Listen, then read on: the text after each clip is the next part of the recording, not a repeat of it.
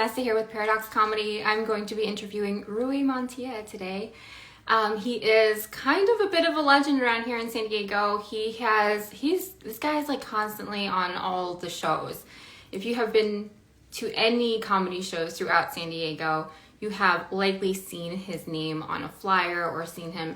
I regularly would see him at the Comedy Store, but he's also like on Cash Comedy shows as well. These are all really great shows. So we're going to talk to him today and get to know him.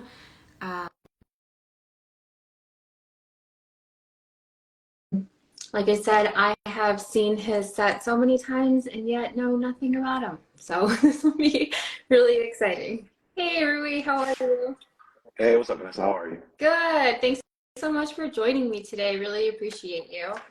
Of course. Thanks for having me. I'm excited. Always fun to see all the interviews, so I'm excited to be on today. Yeah, and you know what? So are a lot of comedians. So here's something about Rui. He's not only just like a favorite with audiences, but also with the actual San Diego comedy scene. You have fans amongst comics, which is honestly probably kind of a difficult thing to do when these are the same people you're competing against for stage time. But I mean, across the board, I kept getting DMs from people like, finally, what is wrong with you? Why is it taking so long? And I'm like, dude, I don't know why it's taking me so long. So here we are. That's funny. So first, but that being said, I've seen you at the Comedy Store. That's where I see you regularly. And that's a decent place to be watching comics. Don't know how long you've been doing this. Tell me how you got started. What was your first open mic like? And why did you even start? Yeah, so I started stand-up probably like 8.5 years ago. I started in my hometown. I'm from Providence, Rhode Island originally, so I started comedy back in Rhode Island. I literally wanted to do stand-up forever. Like, I wanted to do stand-up like all through college. Providence is a small city, and there was a comedy scene, but I didn't know what it was. So I just always wanted to do stand-up. And the first comedian I ever met was one of Kevin Hart's openers, Spank. He was hosting like a Apollo night at my college. So he was like the host, and we were at the Apollo night, and afterwards I ran up to him and I was just like, yo, I think I want to do comedy. Like, what should I do? And then all he told me was, he goes, comedy's at night, don't drop out of school, get your degree. And I was like, all right, bet. So I just kept doing college. And then when I got out of my undergrad, I was doing grad school. And like, I just always had this thing in my head, like I was going to do stand-up. Like I want to do stand-up. And after I finally finished all my school, like, and all I had was my job to worry about, I started going to shows at the one club in my hometown, at the Comedy Connection in Rhode Island. And that's the one club in the whole state. It's an amazing club. And when I would go there, I would see touring national headliners. And so I would just go to these shows all the time. And when I was starting to look up shows for tickets, I just kept noticing they had a comedy class. Like they had a class, and I was like, all right, I don't know what I'm supposed to do. Like, and I'm like, how do I get started? And so what I did was I just signed up for that class. And that was how I got started. Literally, I never went to an open mic. The first thing I ever did was go into the class. And it was like 7 weeks. We'd meet once a week on Wednesdays. And it would just be me, and I think I had at the time maybe like 6 or 7 classmates. And we would just like learn basically like, hey, go home and write what you think is 5 minutes. And then the second week of class, we just did our 5 minutes in front of our instructors, which were 3 guys who were like headliners in New England, and worked at the club and stuff. And so, yeah, I did that for 7 weeks. And like, so the first time I ever got in front of like people that wasn't my class was my graduation show, like 7 weeks after that. So November of 2014. That was the first time I ever did like comedy in front of people. How did it go? What did it feel? Did it feel how you thought it would feel? Yeah, it was. So when we started the class, our instructors, they asked us like, hey, why are you doing this class? What do you want to get out of it? And at the time I was like, oh, it's a bucket list thing. I don't want to get old and be like, oh, I kept saying I could do comedy, I could do stand-up. I don't want to be old someday and be like one of these people who's like, oh, I could have did this and so it was like a bucket list. I wanted to knock it off. And so as the class went on, I started feeling more confident. And when we had the actual show, my instructors had me go basically last on the lineup before the person who would close it out. They'd always have a headliner in case shit went bad. There was somebody who could save, because it was a real show. People had to buy tickets. And even though it was like even though it was like a real supportive environment where everyone's there to see their friends, they had to have somebody at the end who was like worth you spending like $10, $15 to go to a show. Right. So I went up, I realized I was going up right before the headliner. So I was like, all right, they must feel good about me going so late. And right before I went on stage, my one of my mentors, Brian, who's my guy, he's a hilarious comedian, Brian Bowden. He's still in Rhode Island and he works in New England mostly, but he's like literally one of the funniest people I've ever met. He goes, yo, how much time do you have? Like, he's like, you're supposed to do 5. How much time? You know what I'm saying? And I was like, I think I got like 8 minutes if I just say everything I ever wrote since the class. And he was like, hey, dude, like, I know he said 5 minutes, but like, in case you never do this shit again, like, you should just run that whole 8 minutes. Just do the whole thing. And so I went up and I just did everything I wrote the whole time I was in class. And it was like the best feeling I ever had in my life. Like, when I got off stage, I was like, that's supposed to be what that's supposed to be me. For like, I'm supposed to do that. Like, whatever else in my life I'm doing is cool, but like, that's like why I was born, like, to be in front of people. And so that was that. I got off stage and then that was it. I asked my mentor, I was like, all right, cool. So like, now what? And he's like, all right, here's all the open mics. And now you just got to do that, you know? And so that was literally like how it went. It was great. So one of my mentors in the class, right? Like he showed up like week 3 of our class. And the first time he saw me, somebody had given me advice the week before to like be more expressive. And so when they first saw me, I was doing a lot of shit. I was moving around on stage a lot, and I got done with my set, and they would give us feedback. And he goes, you look like you're doing what you think a comedian should do. You look like you're playing a comedian. And I was like, that shit hurt my feelings so bad. Like, and it was like a day before my birthday. It was like crazy. And I remember at the show when I got off stage, his name is Ray Harrington. Ray's like a 6'8", huge dude, big white dude. And like, I got off stage and he hugged me when I got off stage. And I have a real dad, but I imagine if you have a stepdad who loves you, that's what that hug feels like. Aww. It was like, and I was like, oh, Ray thinks I'm good at this. And that was like a big deal for me. So that first class changed. Like, that class and that show changed everything for me. Like, my whole life is different. It's like before I had that show and then after I had that show. Right. Like, in terms of what I wanted to do. Yeah, that's amazing. That's so cool. And first of all, I want to do a shout out to Lucey Love and Ericka, who are both showing you a lot of love in the comments. Yeah, those are my girls, man. Shout out to my girls. Yeah, and Melissa and just everyone who's on here. Stephen Gaines, thank you guys for joining. You guys are awesome. And I'm telling you, you have a fan club amongst comics, which is really a difficult thing to do. But yeah. Yeah, I love this. I love the people in San Diego I've met since I've done stand up out here. They've all been like super nice to me and cool with me. I think my whole vibe is like, I'm not I don't care about the competition of it. Like, really, like, to me, it's like, if I'm funny how I'm funny, you can still be funny how you want to be funny. Exactly. And it just doesn't change anything. And I would just rather see people win. So I think at certain points it could probably come across like I'm being fake or I'm bullshitting. But I think the more people know me and the longer they know me, the more they realize, like, I do genuinely, like, just want you to do good. Like, I don't, like, you being good is never going to stop me from being good. And so, yeah, I just have that energy. So, you know, I really do appreciate, like, literally a lot of my best friends in San Diego are just because I met them doing stand-up. So I have a lot of love for them. And I'm glad that they have love for me, too. And I want them to win. That's the big thing. And I show a lot of love to my friends, for sure. That's awesome. Yeah, and it is definitely genuine. As Gunner, Melissa noted. But going back to your story, that's so amazing because I think sometimes, well, two things. Comics can sometimes be like, oh, you shouldn't have to take a class to do this. But I think that's kind of the smart thing to do if you've never been on a stage. Is like, you don't know what to do. And instead of wasting all this time trying to figure out at least some basics 101, like, take those 7 weeks and take a class. Like, it's such a, like, but, you know, then some people just get on the stage and then they just kind of fill it out, and I guess it kind of works for them too. So yeah. I guess there is no right or wrong way to go about it. But that what you said about just what I'm kind of just like picturing is like the sense of embodiment. Like, you got on that stage and it just from like your head to your toes, you're like, this is what I was supposed to be doing. This is what feels right. That's awesome. Have there been any times since then where you're like, I don't know if I'm cut out for this? Yeah, I mean, a lot of times, to be honest, like, I've always had a struggle with, like, feeling like, am I am I good enough to do it? And like, just like I'll get in a rut and I'll just feel like, where am I going with this? Like, what is the, like, am I actually like built to do this like for my life, you know?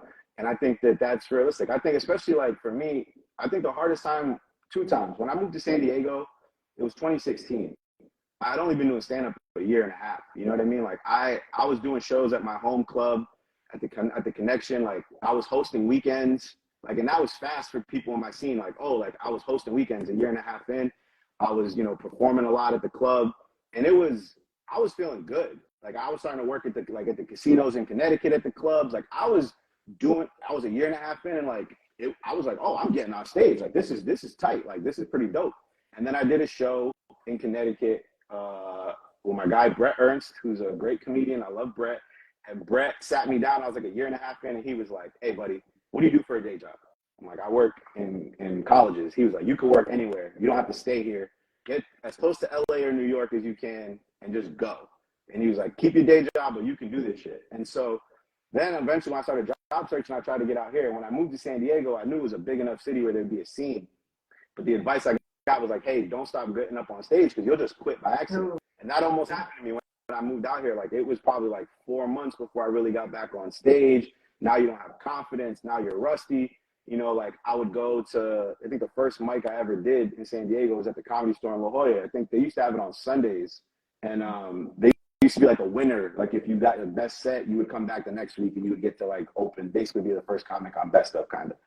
And Best Of used to be on a different, like it used to be different. So all the days were all jumping, like a little different vibe when I first got here. But moving out here, not getting on stage and then bombing a lot, like, and doing a lot more mics. I was just kind of doing it like, it was very hobby. I would do a show, then I wouldn't have a show for like 3-4 weeks, and I would just kind of write a new 5, and I would try new shit, like, and I would just do that all the time. And I was like, this is cool. I didn't have to go to like a mic every night and do like, oh, you gotta grind and you have to like, I didn't have that. And then I got out here and everyone's just like at the Madhouse every fucking night, like at just there every day. And I'm just like, bro, I gotta be up in the morning for work. Like, I really can't do it. And so there was a lot of times when I first moved out here where I was like, bro, I ain't doing this shit. This ain't gonna happen for me. Like, I'm not getting booked on those shows. I would go do mics. I might be funny. No one cares. No one's booking me. I wouldn't ask for enough stuff. And so those times, so 2016 when I first moved out here, definitely thought about quitting. And then right around before the pandemic, around 2018, 2019, I had a moment where I was like, I think I'm done. Like, I don't think I got it. Like, I don't feel myself getting better. And those were like the 2 times where I was like, this is a wrap. I shouldn't be doing this. And luckily I never full on quit, but I definitely had that, like, maybe this isn't it. Maybe I'm just like funny to my friends. I'm funny enough to be on stage, but am I funny enough to like do this as my life? Wow. Yeah, and even with the validation that you got from Bret Ernst and from your mentor, and you come to a different scene, and it's just like, okay, this is a different type of hustle. Like these people are hitting the mics, like, and they really genuinely do, like 7 nights a week, and it's like a different way. And it's almost kind of crucial to do that to get booked almost. When do you think that things started to change for you? I think a little bit right before the pandemic. Like, so in 2019 around, I started doing more Don't Tell shows. And so I got in on Don't Tell back in New England when I was home visiting. And so Don't Tell started in LA, but the guy who founded it, his brother was running the Don't Tell in Boston. So I did a show with them, and they were kind of like, hey, when you go back to San Diego, here, email my brother and he'll get you on some shows. And so I started doing Don't Tells in San Diego around 2018, 2019. And that started helping me get booked more because everybody starts going, how are you getting on that show? And, oh, maybe if I work with you on this, then you can. So it started seeming like I started getting on enough Don't Tell shows that people were like, well, if this dude sucked, he wouldn't be doing these shows. And so then I started getting booked a little bit more. And so I started feeling a little bit better. And then as we ended 2019, going into 2020, obviously shit kind of changed. So that slowed me down a little bit. And then I would say coming out of the pandemic, working at the store in La Jolla as a door guy, like that was the thing that really changed everything. I would say the Don't Tell got me to not quit. And then the Comedy Store in La Jolla and Mike Vin giving me the job and Like, I think that changed everything for me, because that put me in a different space where I had to be there for work and be around stand-up so much that I think the natural shit I already had, it escalated a little bit. And I got better faster because I was there all the time. So that's the thing in the last couple of years. That's been the thing I think that shifted everything, was like the couple of years I did the door guy thing in La Jolla, like 100%. Like, I wouldn't be the comic I am if I didn't do the door guy thing in La Jolla. Oh yeah. And I have a whole thing to talk about the Comedy Store in La Jolla. As you know, I go every once in a while. But going back to Don't Tell. So Don't Tell has like, I mean, they're nationwide. They have these amazing, well-produced shows. I've talked to the guys who book the show. They're very, to the guy who books the show, he's very, I mean, he just has an eye for it, you know? Like, he really puts such a standard on the quality of comics that he puts on the shows. And it's really cool to hear the feedback and kind of like what he's looking at. Maybe this person, did you notice when they did this, da da da da da? And I'm just like, okay, this guy knows what he's talking about. It's been great to hear his feedback on the comics that he books and why not and why again and why not. Hi Connor, how are you? Oh man, that's such a Connor's comment is very true. So we're gonna get to the Comedy Store in just one second. Yeah, of course. But yeah, and so that's a big deal, you know, it's for them to see that in you and to get booked on these shows that have such a great reputation. I'm so glad that happened. Yeah. And it's funny to me that you were kind of getting, well, first of all, you were getting the validation, you were getting the recognition from people who had done it, who had the experience, from audiences who wanted to see comedy. You know, you performed well in front of them, but sometimes, you know, mics are not good indicators of talents or anything, because you're just in front of a bunch of comics sometimes. Yeah, for sure. I think like the other part of it for me was like, it's a lot of self-confidence too. Like, obviously mics can break your spirit because you're just swinging and you don't even know. You break my spirit sometimes. It's tough. I got a lot of respect for those open mic warriors that are there every night. I got a lot of respect for them. I don't think I got the heart for it sometimes. Like, even to this day, like, I might show up to one if I really got to get some work in, but it's not really my bag right now. But I struggled a lot with it. And doing the Don't Tell shows, two things happened. One, it validated me that I was getting booked on shows that people wanted to be on. So that was like a good thing. So it was kind of like, all right, everybody wants to be on these shows. And everybody can't be on the shows because they're bringing in 2-3 people from LA, and then they're only taking so many San Diego people and all that. So for me, I was like validated, like, oh, I'm good enough in this scene to do this. And then the other thing that would happen was I'd be working with some people from LA who were just, they were not, some of them were nice. Like, they were real good at this shit. And like, whether they had been doing it a long time or not a long time, and I would always have to go up early. So that was the thing. On all my Don't Tell shows I was doing in the beginning, I was like the San Diego dude who's going to go up right after the host. Like, it's host and me. And so my whole thing was like, I got to the point with Don't Tell where I was like, this is such a good gym for me to like go to this show, like literally at a gym probably. Yeah. You would go do this show. And for me, it's like, if I light this room up right now, everybody after me has to like really work. And so that was my thing. It was like, and that would start getting me validation from the other comics on the show.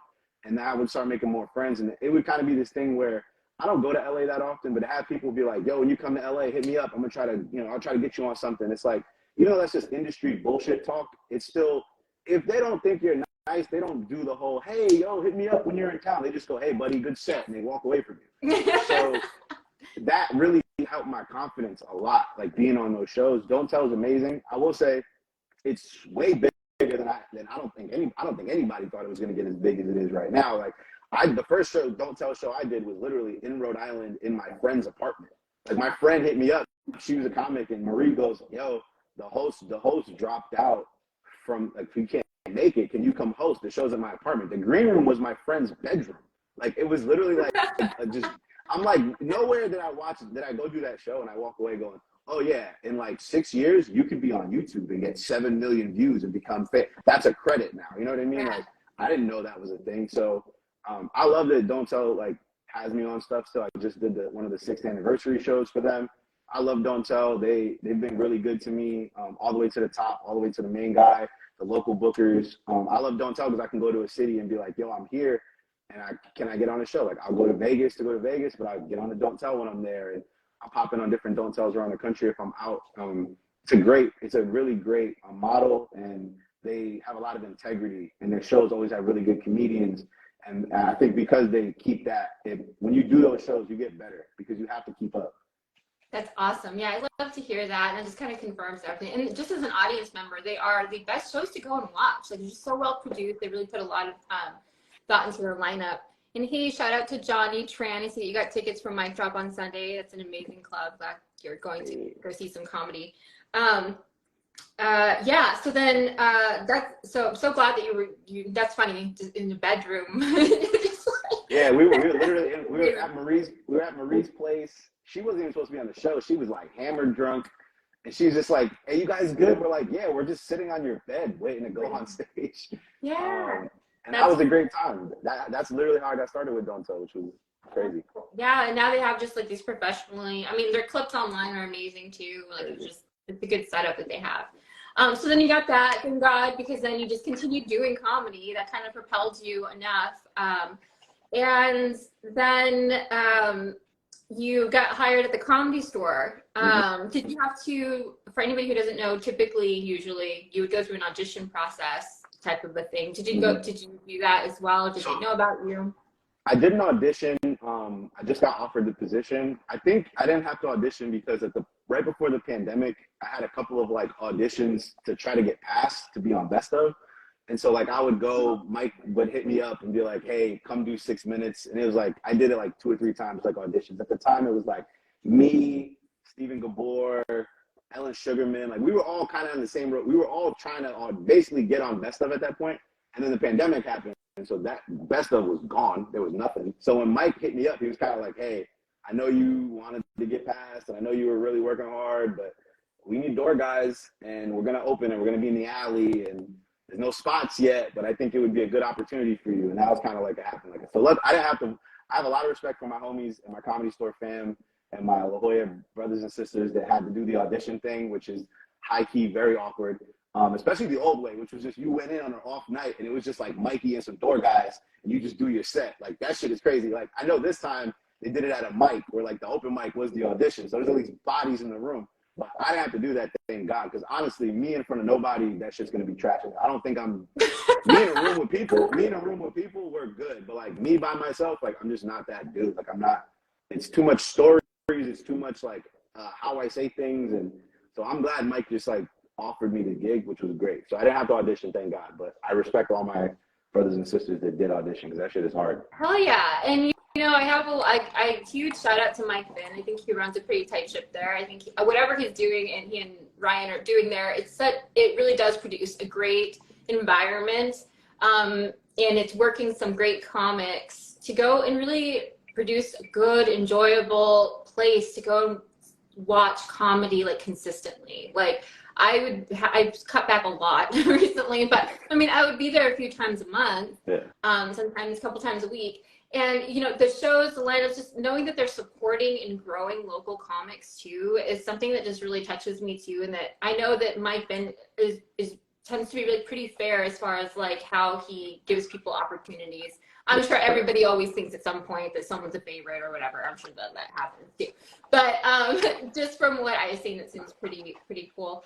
But it does kind of, I mean, you guys do also have some comics come through sometimes where you're like, maybe how is this person either touring with this headliner or, I mean, I've seen them and I've been like, God, could they just please quit?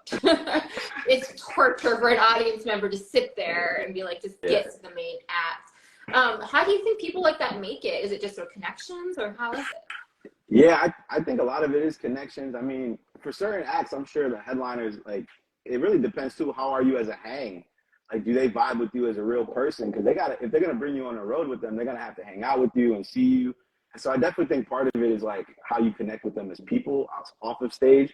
And I think sometimes, man, maybe they see you and they see a certain like thing about themselves in you, and so they believe in you, so they're giving you a shot. But yeah, I mean, there's definitely been plenty of times where like I'm working popcorn at the store, I go up to do the 5 cold up top, and then you hand it off to somebody who's gonna go do 20, and you could hear that popcorn popping in the back. I tell you, like you can hear the wait staff, and you know you got the glasses clinking in the back. Yeah, that definitely happens for sure. So you know, I've learned now. I've gotten to the point where because some of my friends will put me on shows, I think I've grown to have some like understanding of like that's just part of the game, and some people are gonna have their homies who bring them along, who trust them, and all that stuff. And you know, if I didn't have older guys who looked out for me and brought me to shows, I wouldn't have spots. So I have to keep that in mind. Like when I get bumped because somebody else brings support, or some features not good in my mind, not good. I don't know. I mean, shit, who knows? I don't know what they could be going through some shit. And maybe they were good 6 months ago. Yeah. Maybe life's just been rough and they got to go on tour because they got to pay their bills, and you know their headliner friend is bringing them. So I'm very much like hey, everything is circumstantial, and you might get you might get an opportunity you shouldn't get. You know what I mean? And it's all about what you do with it, or people who love you and care about you and look out for you. This is how the world is built. You know, people work not just in comedy and life. People get things through nepotism on a regular basis, and it's unfortunate and it's frustrating. But you know, when the shoe's on the other foot, and if it's you that shit's pretty nice. You know what I mean? Like, yeah, you know. Yeah. Connor just said sometimes maybe they're having an off night. Listen, that off night thing is real. I've seen dudes who like, I don't think they're great. We'll be at the store. It'll be a Friday night. They rip. And then by the time you get to Sunday, you're like, yo, I think that Friday was good. That was their best. Like that was them on their shit. Like, so, you know, you learn a lot about people over a course of a weekend too. And honestly, some of the least funny people are honestly high key really cool. They're like some of the coolest people. So I can get why if you're a headliner and this dude's like chill as fuck and you're on the road and, you know, they fit your vibe and your energy, while you're like, hey, whatever, I'm going to bring my homie with me. Like, I'm still going to go up and do my hour. And if they're my fans, I'm going to crush regardless. So, like, right. I'm going to bring my boy with me. And it can be rough for the audience. But hopefully, if they're going to see a certain headliner, hopefully the headliner makes up for whatever is lacking. But yeah, I mean, sure. I've seen enough shows to know that don't always happen either. Yeah. Well, on the opposite end of that, have you seen any headliners or features or just comics in general where you're like, either one, I want to do that. Like, that's who I want to be. I want to grow up to kind of have that experience, whatever's happening on that stage right now. Or have you've been like, why isn't this person further along? Like, why doesn't everybody know this comic's name? Like, yeah. I used to feel that way when I first met Dustin Nickerson. Oh, yeah. Like, when I first saw Dustin, I was like, I remember there used to be these moments on Best Of when I first started where certain guys would show up and they would kind of reset the room in a way where like the audience now knows what real comedy is. And there's these moments where now like everybody who goes after them is either you're that or you're not a real comedian anymore, and they see the difference. And when I used to go to Best Of and when I first moved out here, Taylor Thompson wasn't so big yet, where she would just kind of pop in here and there. She had just gone to LA. But like Dustin, Mal Hall, Zoltan, they would have these moments where they would go up on stage and I'd be like, yo, this dude might be one of the best people I've ever seen do this shit. And that would happen with me with Dustin when I started realizing Dustin was out on the road with Taylor and stuff, and I would see him do 20 and he'd be murdering. But I know, because I'm watching him do these different 20s, I'm like, this dude got an hour. They don't even understand how good this dude is. Like, they probably think like, wow, what a great opener. And it's like, no, this dude is an animal. Like this guy is so freaking good. Like, and yeah, so Dustin was one of those for me for sure, where I was like, when I first saw him, I was like, damn, like this guy should be like the next rung up. He should be like one of the big dogs. So yeah, I gotta give Dustin a shout out. And I just saw Dustin last week at Mic Drop. All his shows were sold out. He was crushing. It's amazing. He's working on it's crazy to watch these guys like doing a whole new hour. They have to start over because they put out a special, and I got a lot of respect for him. So Dustin's one of those guys for sure where I'm like, this dude is different. And then there's guys too who like, they're not even like feature level yet, but you'll see them and you'll be like, I don't know what it is, but if they ever figure that thing out, this dude's gonna go. Yeah. And there's a lot of people like that too, where like even some of my homies where I'll be like, he might not know what the hell he's doing right now, but if he ever get a grip of this shit, like this dude's gonna be a problem to deal with. So it happens to be, yeah, Dustin for sure. Dustin's somebody when I saw him, I was like, this guy's a star. Like he has it. Like he's and I say this because I've watched Dustin in rooms where you want to like call it a black room, call it an urban room, call it whatever. I've seen Dustin in that room smash. It doesn't matter who you sit in front of him. Young people, old people, doesn't matter the race, doesn't matter what. This dude will figure out a room, and I've seen him do it. It doesn't matter who it is. I remember Dustin popped in I was hosting at the mic drop for somebody, and Dustin was working out a 5-minute thing for a TV spot, right? He came into the room. It was a very black room. It's a very urban crowd. He comes in to do his 5. He does his 5 this for TV. It doesn't go great because that crowd's not into that shit he's doing for that 5, but he has to work that 5. He does the 5. He finishes. And then he goes, hey, real quick, I'm just going to do some other stuff. I had to run that to practice because I film in 3 days. And then he did some other 5 that was for this crowd, and he murdered for 5 minutes straight after he literally just had it very quiet, and they were not with his TV set. But he has to do that because, you know, he got to do his TV set. That's the type of shit when I look at Dustin, I go, you drop this guy wherever, and he's going to figure out this room, and not everybody can just figure out every room. Yeah, yeah. And I think that sometimes there's this belief that, oh, or I will hear comics say, oh, that was just a bad room, that was a bad audience.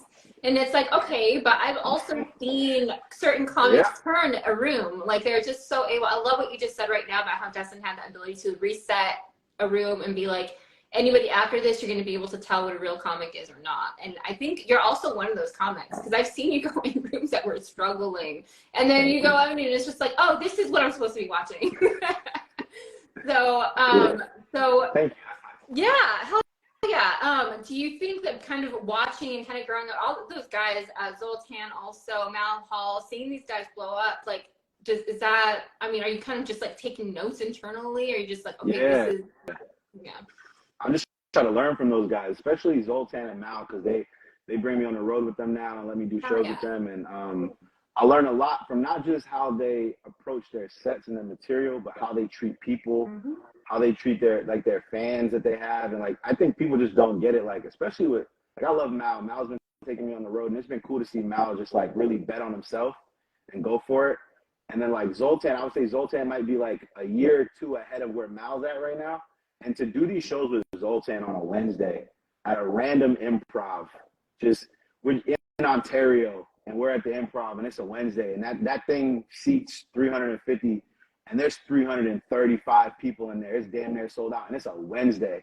And when we finish the show, I'm like, all right, we're going to get in the car and drive back to San Diego. No, you're not leaving for like another hour, because there's a line of people who want to buy a Zoltan shirt, and he's going to take every picture. He's going to sign all the autographs. He's going to remember you from some other show that you bring up. And Mal's the same way. But like, I saw you at Blount, and Mal's like, he'll bring up, they treat people a certain kind of way. They treat staffs a certain kind of way.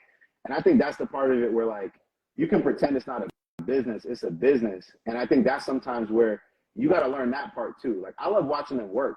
They're hilarious. I love watching them build their material. But I watch them when they're in the green room, how they treat the staff, how they handle the guys they bring out with them on the road. Like, how do they treat the openers? Like, how are they treating us? How are they looking out for us? Like, that's the stuff for me to, like, down the road, I'll know how to do it the proper way, because I'm learning from good people who also had a chance to learn from other, you know what I mean, good people. So I hold those dudes in, like, very, very high regards. And I love watching those dudes work, and I have a lot of respect for them. And to be honest, those are the guys, when I moved here, like, I wanted their respect. So, like, the more I find that they look at me and I can tell they view me as, like, on their level and as somebody that they believe in, like, that has been good for me. As a person who generally deals with I'm confident, but I deal with a lot of, like, insecurity around, like, am I good enough? And so to have those dudes who I respect, you know, look out for me, that's been great. Oh yeah. Yeah. It's a big deal to have those guys kind of like vouch for you in a way, but also, like, you kind of earned that, right? Like, they've seen you perform. They've also seen you, you know, put the work in as well. And like I said, you also have a great reputation just for the integrity. I think you said the word earlier, is just like, it's so important to have that. Like, yeah, this is an entertainment business, but also, and it's relying mostly like on you being funny, but then it's all the behind the scenes stuff too, that it also really does matter. Whether or not it gets you to the places you need it to get to, at least you can go to sleep that night and know that you were a decent human. Like, that has to count. Yeah, for sure. I think it also keeps you humble too, where, like, when things don't go well, you got to learn that sometimes it was you. And I think you walk away from things sometimes blaming other people or situations or a room or the direction they set up the stage, or that they didn't turn off the TVs at the bar show. Like, sometimes it's like, hey, bro, like, you got to have some integrity about yourself and really know yourself, and, like, hold yourself to a certain standard where if it ain't what you thought it was supposed to be, you might have did all right, but there's probably some stuff you could have done, and you could have held some accountability for yourself. And, like, I definitely walked away from a lot of shows where I'm like, now I didn't really have it like the way I should have had it, and I didn't do this, and I got to work on this. Like I think the integrity part is important, not just for how you treat people, but how you treat the actual work in yourself, because the more honest you are, the better you get. I think the more delusional you are and the more you blame people, the less improvement you'll see, because you just keep doing the same shit over and over. You know what I mean? Like you have to pivot. You have to be able to like learn from things. Exactly, right, 100%. Talking also about kind of taking that, you know, getting better, improvement, blah, blah, blah. You have a lot of jokes about family and your wife and things like that. Have they ever given you feedback? Like, this is not as good as it could be, or like, don't say that, or what has it been like? By the way, shout out to Jasmine, who I love her because she has an amazing taste in books. And I just like have chatted with her here and there, and I'm just like, you're so cool. But okay, go ahead.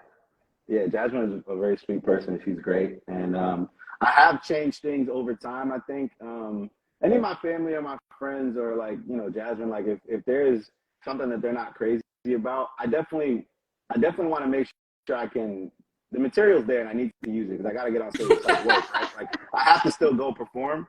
But I will try to change things. So I've had a lot of bits. Like I have one bit in particular that like it's been 3 different bits because I've had to figure it out. Like I've had a bit that it was kind of about Jasmine, and she didn't really like that it was about her, and she wasn't crazy about it. So then I kind of like shifted it and made it about a family member, and that was okay, and it worked. And then eventually I kind of like was like, well, it would kind of be funny if like that was actually about me, and it was more, so I'll change it. I'm not scared to change it. Like I don't like to lie a lot on stage and make stuff up, but like as long as it's rooted in the truth and rooted in reality, then I can at least perform it well. But sometimes, like I think I saw Taylor Thomason put it up once, like people were asking her like questions when she was on the road, and she was basically saying how like she learned a long time ago that like there's not a joke that's worth your like a relationship. Like you should be able to figure it out. Like you can't just and I had to learn that, because in the beginning I was hard-headed. I'm like, no, I need to do this as part of my act. I have to do this joke. If I don't do this joke, my set's not going to be funny. And so, yeah, I definitely have changed some stuff. I'm trying to broaden, I think my material a little bit. I definitely hear, well, at least I catch vibes from people. I feel things. And so, high key, I don't like the competition part of comedy, but I am competitive, and I will make shit up in my head enough to feel like I got to prove some shit. I don't know if it's because I played sports as a kid, but like, so I will get that thing where, oh, maybe Rui's only funny because all Rui does is talk about his wife. Oh, Rui's only funny because Rui talks about how his wife's black. Oh, Rui's only funny because Rui does. And so whenever I get that shit in my head, then I start going like, all right, cool. Well, like, here's this thing about my grandmother. Here's this thing about my mom. Here's this thing about like some coworker. Here's like, I'm like, then it motivates me to like figure it out. So I am trying to not get too stuck on things, but I talk about whatever is going on in my life as much as I can, you know? So, but I've definitely had it. My mom is funny because like, my mom can't hear great, and her English is her second language. So she'll see a lot of my clips now, and if they're about her, she'll have some shit to say, but she still likes that it's about her, so she's fine. So I haven't had it, but she's had a lot of opinions lately because my dad and my mom are always on YouTube, and so like my dad subscribes to my YouTube stuff. So my mom will see shit, and she'll be on me all the time, or she'll be like, "Stop using me for your comedy. You need me so you're funny." Like, so I love my mom. She's like literally the whole reason I'm funny. So. But she hasn't asked me to change anything. Honestly, you know what's crazy? Honestly, I have more people who bug me like, why am I not in your set? I'm such a funny friend. How come you don't talk about me? How come you don't talk about? And I'm just like, bro, I only have so much time on stage, and I like my stuff to flow and have a place to it. And if my friend don't fit into the shit I got going on, I'm like, I really can't bring you in yet. Maybe when I'm doing longer sets, I'll have more time to build out the whole world. That's kind of funny. I have friends who are like, yeah, I'm funny. How come you don't talk about me? I'm just like, all right, bro, I don't. Like, everybody wants to be in a bit. Put me in one of your skits. Like, all right. So I love what you were talking about, kind of like the writing process, because that is like the creative part of it. It's not just like you go up and tell a joke or you just retell a story. It's like, oh, how do I make this work so it's funny? Like, how do I make it? It's a lot of work, actually. I think people underestimate that as an audience member, especially because if you're good at it, you go up there, you make the audience laugh, and they're like, oh, they're just up there telling jokes. Anybody can do that. And it's like, no, sometimes it really does take reworking, or you know that some aspect of something in your life is funny, but you got to make it work so that all parties involved feel good about it. So that said, over this time that you've been doing it, like how much time do you have now? I would say I have 45 to 45 to 50 minutes that I like. I think if somebody put a gun to my head and was like, yo, you got to do an hour or you're going to die, I could do that. I could do the hour. And a lot of that depends on where am I doing the hour. Like if you drop me back in my hometown and go, hey, Rui, you have to do an hour. Well, I'm going, well, cool. You're getting 5 to 10 minutes of hack Rhode Island material up top to endear myself to this audience. And then I'll get to my other shit. I'm going to get that hour easy. Now, if you go, hey, we're going to drop you in Toledo, do an hour, I'm like, well, this is going to be a little rough. But 45, 50, I feel comfortable with, I would say easily, like stuff I even like doing. Cash, I love Cash. He's my guy. He lets me headline a lot. Cash just, when you're a headliner, Cash lights you at like 25 and then tells you, hey, do what you want and figure it out. And so I definitely have held a couple of Cash's shows hostage to get to 40 because I'm really trying to get to 40. I have this thing in my head where if I can get to 45, I'm so close to an hour, you know? And I have a goal that I really want to be able to do an hour by the end of this year. And at the top of next year, I really want to be able to like say I have an hour that I trust and I think is good. And I would like to get to that point where I can play around with that. But 45 right now, I'm like, hey, I got 45 in the clip if I need it. But an hour, you're gonna get some stinkers that I'm just trying to get through. Like, but yeah, 45, I feel comfortable. So do you think that once you get that hour, you'll be doing like the special, releasing it on YouTube, and then kind of starting from scratch and going through that whole process? Or I don't know if I'll do the full hour. I will say one thing I learned from seeing Mal do some of his stuff, and then Zoltan as well on YouTube. I know Mal's been doing more like he has a plan to film another one soon, and it's 30. He's been doing like 30 minutes, 25, 30-minute ones. And I do think there's something to like when you're so new. I learned this too from watching Andrew Schultz, who's like one of my favorite comedians ever, and like just a good dude who I know a little bit. I have a good relationship with him, and I really appreciate him since I met him when I was a fan. nice. He always talks about just like people's attention spans, and like if they don't know you, you know, like it's like if you go a rapper and you put out an album, like maybe not gonna listen to an album, but if you put out a song or a couple of songs, I might listen to those songs. So I think if I could put something out between 15 and 30 minutes sometime next year, if I could film it really well and put it out, that would be great. Obviously, I would love to have a don't tell set. That would be great. If I could just do a 10-minute don't tell would be dope. But the way the game is right now, I love my don't tell people. There's agents involved, and people are canceling road shows to go film don't tell sets. So I think the don't tell set is going to be a little bit in the future for me. But filming something myself is something in 2024 I want to do. I don't think it'll be a full hour though. I would like to have the hour so that when I have to burn a little something, I'll do it. But this is the other thing, Vanessa. I don't know if you feel like this when you see people do the same jokes over and over, because you go to a lot of shows. I've had this conversation with Mal, and me and Zoltan had this talk. Not everybody's really seen what you put out. You have this assumption that like Zoltan was saying, he was like, you know, the amount of arrogance you got to have when you get 1 million views on something. You put out something and 1 million people see it. The idea that all 300, 250 people in the room, that they all saw that thing you put out on YouTube, nobody probably didn't see it. And Mal goes through that with one of his best jokes that he has that I love, which is his ketchup drawer joke, where he don't want to do it. He doesn't. We'll be on shows, and I'll be like, "Yo, just do that ketchup drawer. It's just you're gonna." And he's just like, "I don't know." Like, and then he's been doing it more on the road. And I don't want to tell Mal stories. That's my dog. I love him. But like, he would do that show on the road, and I'm hosting a lot, so I'm watching the audience, right? And when he does that joke, there's people who've heard it before or seen it because it's already on his YouTube. It's been out. The people who haven't seen it, they're laughing so hard. And then the people who are with them that know Mal and their fans, they're tapping their friends like, oh, this is the joke I told you about. This is the one. And it's like watching somebody watch a song they know. So I think if the bit is good enough and you're not like filming for Netflix or some shit, I think you can keep using it a little bit. So I don't know if I'll have to burn things completely, but I want to get to a point where if I do have to put something away, 15, 20 minutes, 30 minutes, that at that point I have an hour of stuff where I still could go do shows and feel like I'm not tired of it or I'm bored. So that's kind of my goal. I want the hours so that I can like do something but not waste all of it. Plus, nobody, to be honest with us, don't nobody want to watch me for an hour yet. Like that's nuts, dude. Like a whole hour, like on YouTube to sit down and watch me for eyes, bro. 15 minutes, this is a good time. An hour, I don't know if I got that type of I need your attention for that long yet. Maybe in a few years I'll need someone's attention for an hour. But for now, I think for 15 to 30 minutes, I'm a tolerable, fun person to watch do comedy.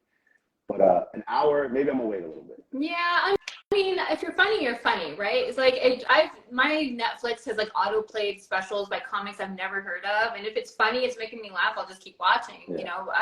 Same thing with YouTube too. So it's like, I know that people always feel like they need to have this platform. It obviously helps to have that platform first of people who are waiting for your stuff to come out. But I mean, if you're funny, people will click on anything that they think is going to make them laugh. I love what you're saying about Mal Hall too, because I know he released his special this year, last year. Yeah, and then I saw him like at the Comedy Store that week, and he was already working at new material, and I was like, "Fuck, dude!" Like, and he was like, "Yeah, I just burnt all that. Like, I need to do new stuff." But that said, I do still love hearing comics talk about like even it doesn't matter how many times I've heard a joke. If it's funny, it's funny. Like I will still laugh, and I will do exactly what you said. Like if I take a friend or something, like, "Oh my god, this is a joke I was telling you about. Like listen to this one. This one's really good." I, in my brain, have always equated like music and comedy like in the same level, where it's like, but I was interviewing somebody who was like, "There's no greatest hits. Like you just can't put like out an album of greatest hits." But I was like, I don't know. I like listen to the same jokes. Hey, I've watched some comics come out and do a greatest hit. When I worked at my last university back east, we had Fluffy do a family weekend, and Fluffy came and did an hour. And at the end of his set, he took requests for 20 minutes and did all of the greatest hits from his specials. And man, when I tell you, people were reciting it with him. It was very unique, and it was outside of what his regular hour was. But I'll tell you this, those people wanted to see him, and they wanted to see him do that joke. I've heard Brian Regan does similar things. Like, so I get there's no greatest hits album, but if you got some shit though, people want to, because to them, they watch that on TV. Now they have you in front of them. They think this is like, they're so excited. But I get not wanting to do it too, because you're kind of like, that's done, or it's not relevant to me. But that's the artist part of it, I guess, where you're kind of like, oh, I'm done. But people still watch. I think that a lot of it is more in our own heads sometimes. Yeah, for sure. Yeah, definitely. Because I know I've even like watched comments. I'm like, "Oh my god, that was so funny. You did so great." And they'll be like, "Oh, I don't know. I think I really did that well." I'm like, "Okay, we were not in the same room or something." I don't know. Yeah. The last thing I want to touch on, because we're running out of time, is something that I just want to give you just a lot of credit for, and I'm really interested in hearing where you're going to go with your vlogs. They're so well done, actually. Do you enjoy doing them? What gave you the idea to do that, and where do you hope to take that? Hey. Yeah, so vlogs, so like right now, we're filming the vlog right now, so this is going on the vlog right here for sure. We're ready to rock, so we're good. So yeah, no, the vlog thing, it's been fun to do them, for sure. And I think, so at the end of 2023, well, 2022, going into 2023, I was like, all right, I need to like, I'm not filming my stuff enough. I'm not editing my stuff. I'm not comfortable. And so I was like, all right, dude, buy the camera. I sat down with Mal. I sat down with Zoltan. They gave me a whole bunch of YouTube videos to watch to like figure out what I needed and what I didn't need, so I don't go crazy on spending money.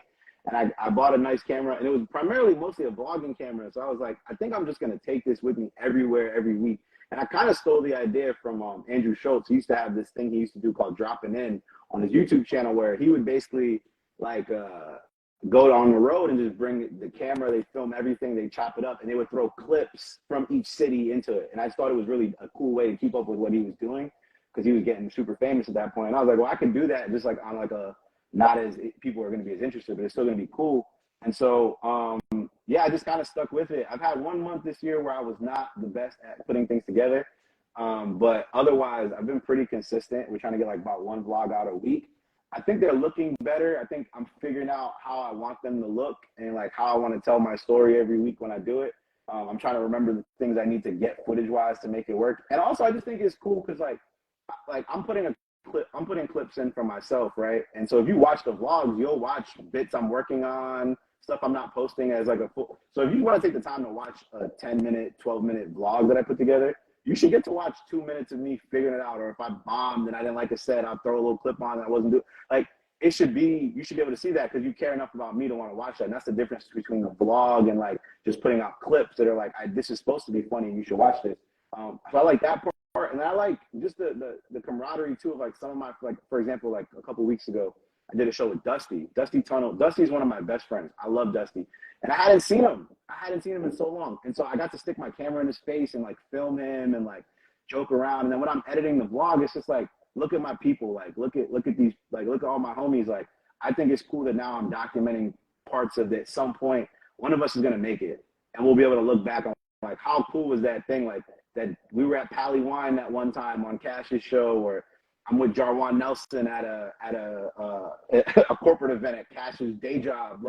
Like it's just like fun stuff that is cool. And then I have a lot of fun like making like little recaps to throw on Instagram, just like as like a fun little like quick, you can watch it, and if you don't want to actually watch the whole vlog, you just see, oh, this is what happened last week. Like he did a show, he went here, he did this. I've really enjoyed it. It's a lot of it's to get me more comfortable in front of cameras too, to make me more comfortable filming things. Because I really feel like at some point I'll have to do more than just stand up, and I think I can do more than stand up. So I think this is just a way for me to like kind of like practice that. I love doing the vlogs though. I would say it's funny because like the views haven't changed a ton on the vlogs, and sometimes the ones I like most get the least amount of views. And I've learned that like that just doesn't matter. And I have people hit me up who are my friends or people who support me like, oh, I watched the vlog, I really liked it. And that means a lot to me. Like I think I was talking to Lucey maybe like a month ago, and she was telling me how y'all were talking, and like the vlog came up, and she was like, cause she hit me up to be like, hey, stop being so down on yourself. Like put the vlog out. Like, cause sometimes I'll be late, and like I'll give Lucey props as like my comedy sister. She'll hit me up and be like, yo, where the fuck's the vlog? Like, what are you doing? Like, get the vlog out. Stop bullshitting. Like, and she'll be like, we were just talking about the vlog. So, yeah, I enjoy it. I like when my friends see it at the end of the week and they're like, oh, look, I was in that. That's cool. You know what I mean? Like, so, I really enjoy doing it. It's helping me get better at editing. It's forcing me to mess around and edit more. And I think it's a skill I'm going to need, because that's one of the things I left out about when you're a feature on the road for people. I think being nice around cameras and editing is another way that you finesse your way into being on the road. And so the more I learn how to mess with these cameras, the more I learn how to edit, I think I can be of more value to a headliner who wants to bring me on the road and go, cool, I can have Rui set up the cameras during my set. When we're on the road, Rui bring his laptop, Rui can edit this. That was another thing I learned from Mal. Like when we're on the road, Mal was like, where's your laptop? I'm like, I didn't bring my laptop. He's like, why not? He's like, dude, we should be exchanging footage. You should be editing this like tonight. Like we'll be done at the end of the night. We're on the airplane. Mal's editing photos and sending me the photos like on the plane. Like, so like that's a value when you bring that to the table. So that's another reason I'm doing this, just get another skill so that I can, utilize that. Also, honestly, it's just kind of fun to like sit there and watch it forces me to watch my sets a lot more, which helps me a lot. And then I think it also is a sense of like, hey, don't be down on yourself. Some weeks I'm like, dude, I didn't do anything this week. You know what I mean? And I watch the vlog and I'm like, nah, dude, I had this show, I did this. And it just kind of reminds me like, hey, dude, you're actually doing it. Like, stop being so hard on yourself. So it's also been like a self-soothing thing for me, which I've enjoyed. So, and I appreciate you because you are somebody who from the beginning has supported my vlog stuff, and I really appreciate it. And this was like a big start doing content year for me, and I'm happy that it's June, almost July, and I'm still doing it, and I haven't stopped. And so, one day at a time, I think that it'll give me a space where people who don't know me, they can go to my page or go to my YouTube channel and they can see me, and they can decide if I'm somebody they want to invest their time in, right? So they saw me at a show, now they can see me on their computer, on their phone, and they can keep up with me. And hopefully I could build a little community, and hopefully some point this year, some merch and things like that, and I could really start getting the ball rolling. So I love it though. That's amazing, and I'm so super proud of you for doing that too. Something that I used to like kind of harp on a lot in the beginning when I started Paradox that I kind of stopped doing is kind of like encouraging people to do that, to create more content, develop your fan base. You guys are just, not you guys, but like sometimes comments are like, oh, but I'm just an open micer, blah, blah, blah. And it's like, okay, but people want to know, okay, people don't follow a joke. They follow a person. And if they're invested in you as a person, in your story, in your, what you're overcoming, all the jokes and the backstory behind the jokes that you got going on, like people get invested in that. And that's how you really develop a community of fans. So when I saw you doing this, I was like, okay, this guy gets it. He's gonna do this. He's gonna get people on. I mean, you already have a pretty good following, even if it's just here in San Diego. I'm pretty sure you're probably growing that pretty quickly, being on the road with these guys very quickly. You're developing that following because you're funny on top of that. That's like awesome. You got the funny jokes, and then you got like the content where people can really invest their time in you. Also, and I've loved supporting you. And yeah. The other thing too is like, I mean, you put out a lot of very quality things that look really good too, and I think that folks are waiting, like they sit around and wait, like, oh, maybe Paradox will put me on this thing and they'll make a flyer for me, and it's like, dude, you can learn how to make that flyer. You can open up Canva, you can make it. So when people hit me up, oh, dude, your story looked dope. Like, yeah, dude, no one's gonna make the flyer for me when I host at the mic drop. No one cares that I'm on Best of this week. If I make a flyer myself that looks cool, and I post it, and one person clicks on the link and goes to the show, that's one more person that was gonna be there, and like, cool. And also, people just believe what they see. So if you're not gonna fake it till you make it, I don't understand why you're doing this shit. Like, if you don't want to invest in yourself and put, like, it doesn't make sense to me. So yeah, I get my photos taken by people, like, you know, different people give me photos. Now I'm in Canva with it. I'm making flyers for myself, and I've been doing that since the first day I did comedy. I've been making my own flyers. I got better at it, so sometimes they look good, sometimes they look all right. But I'm always, you know, all my YouTube thumbnails, I'm making those shits. Like while my YouTube video is uploading, I'm sitting on my computer and I'm on Canva. I'm making a thumbnail for this video. Like, I care about that shit because I'm like, people are going to see it. And like, a lot of my friends don't live in California. So all my friends back east, all they know is that I'm doing stand-up. To them, they think I'm fucking making it. I'm struggling. Like, they're like, yo, Rui's legit. No, Rui has a computer. You know what I'm saying? So I just think you have to believe in yourself and invest in yourself. Who's gonna want to invest in you if you won't do it yourself? You know what I'm saying? So, and I love what you've done for the comedy scene. But I do think it was funny to me, and that's why when you took breaks and stuff, honestly, I was like, good, take a break, Paradox, because some people getting comfortable that you're just gonna do their fucking job. like they just say, oh, Paradox is gonna make a flyer for this. Paradox is gonna promote it. Hey, dude, like, that's great. But also, maybe do it your goddamn self. Like, act like you care about your career. I would say that shit to people. I'd be at shows. I'd be like, yo, why does Vanessa care more about your comedy career than you? Like, you should be putting in the work. So I appreciate everything you do, and honestly, I think it's helped the San Diego scene a lot.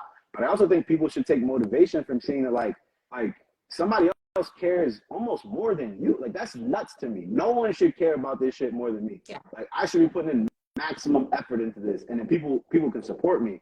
But if I don't believe it and I'm not going to do it, it's never going to happen. Yeah. So I appreciate everything you do, but I also think people were taking a little advantage. They were getting a little lazy. You know what I'm saying? I've been on some shows where the flyers wasn't good, and then all of a sudden the Paradox logo was on and the flyer was nice. So, you know what I'm saying? Like, I appreciate what you did, but I think people need to learn rather than like just use it as a crutch to not do the work. So I want to tell you that I appreciate you because you've done a lot for the comedy scene in San Diego.